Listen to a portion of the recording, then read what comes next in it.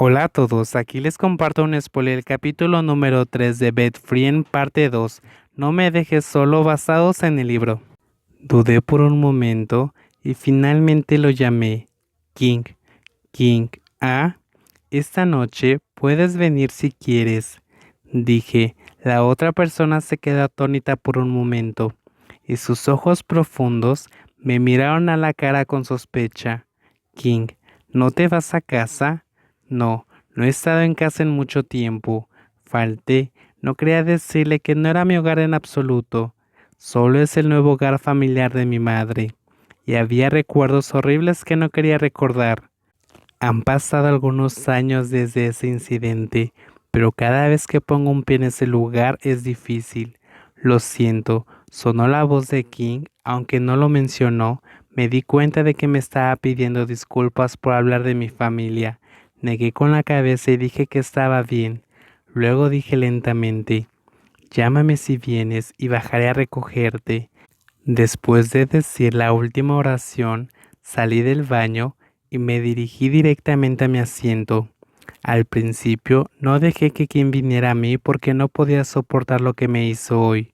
Quería aprovechar la oportunidad para darle una lección, pero cuando vi el mensaje de texto de mi madre, una sensación de incomodidad vino y se fue al instante. No quiero estar solo esta noche. Me senté en la silla y seguí trabajando con mis manos. Escuché los pasos de King en mi oído. Levanté la vista y lo miré por un momento antes de que apartara la mirada y regresara a su asiento para trabajar. Te veo esta noche. Miré el mensaje de texto del hombre detrás de mí, luego bloqueé la pantalla de mi teléfono. Me relajé un poco y continué concentrándome en el trabajo que tenía delante. Aunque no lo conozco bien, pero después de conocerlo por tantos años, aunque Kim es una persona muy problemática, al menos entiende el sentido de la proporción y sabe cuándo jugar conmigo y cuándo ser serio. Cuando se trata de tener algo conmigo, no solo se divierte como mi exnovio, Kim se preocupa por cómo me siento, siempre sabe lo que quiero al segundo siguiente y responderá a las necesidades de mi cuerpo. Sus habilidades son excelentes. Dormir con él puede hacerme olvidar los problemas que no quiero enfrentar por un tiempo y puede dejar mi cabeza en blanco por un tiempo.